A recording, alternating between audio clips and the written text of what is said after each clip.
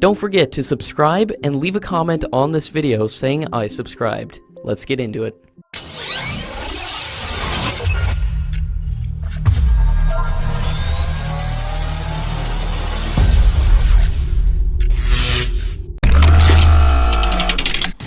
The Shanghai Cooperation Organization military exercise has begun in Russia, bringing the Indian and Pakistani militaries to participate for the first time in a joint exercise.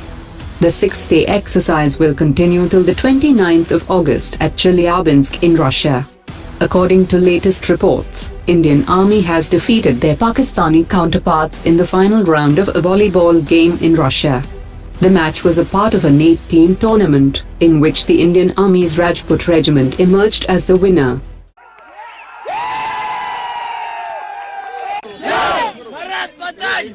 तो ये देखिए यहाँ पर भारत माता की जय जो रूस के जो खिलाड़ी हैं वो भी लगा रहे हैं. Renowned scientist Dr. Satheesh Reddy has been appointed as the chairman of the Defence Research and Development Organization for a period of 2 years and will succeed Dr. S. Christopher. He has a distinguished reputation for his research and development in missile systems and contributions towards advancement of aerospace technologies and industries. Dr. Satheesh Reddy has said that his top priorities would include to reduce military imports and supporting the export of locally produced systems in a big way. So we need to reduce the imports and start improving further and then try to export. The Modi government has cleared the procurement of 24 MH-60 multi-role helicopters for the Indian Navy and has started the negotiations with Lockheed Martin. The MH-60 helicopters will be procured in a government-to-government deal at a cost of around $1.8 billion, and it is the US Navy's primary anti-submarine and anti-surface helicopter, and is also capable of search and rescue and supply missions. The Indian Navy has projected a need for 123 multi-role helicopters, which means the number of MH-60 helicopters being purchased could go beyond 24. The Defence Acquisition Council has launched a new program to buy short-range surface-to-air systems for the Indian Navy to replace the Barak 1 air defence system. India has made a global request for information to purchase 10 systems and 600 missiles at a cost of about $1.5 billion. Under the program, the foreign defense companies would need to forge partnerships with domestic companies to carry out 30% offset obligations and include the indigenous technology in the systems. The Indian Navy has already started taking the delivery of 70 km ranged Indo-Israeli jointly developed long-range surface-to-air systems, which will be equipped on all frontline ships.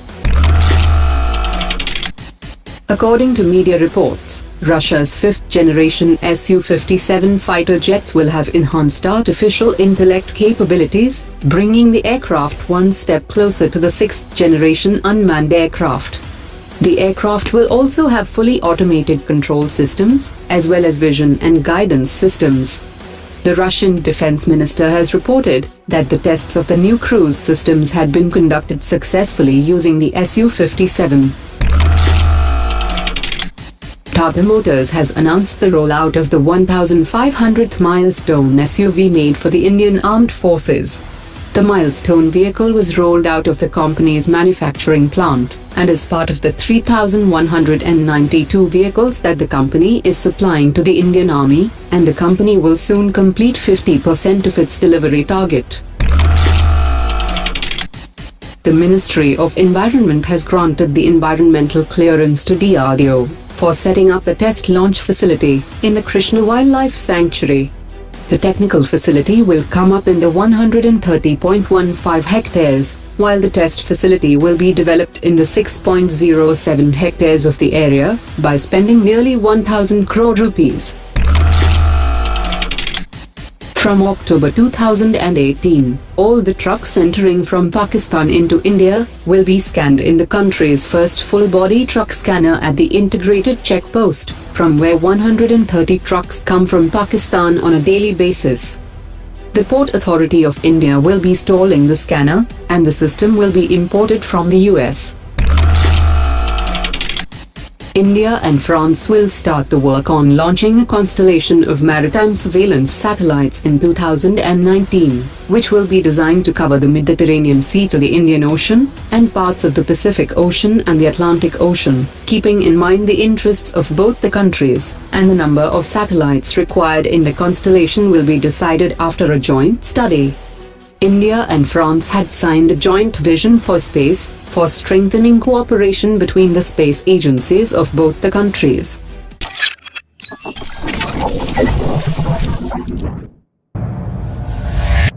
Omar dropped it.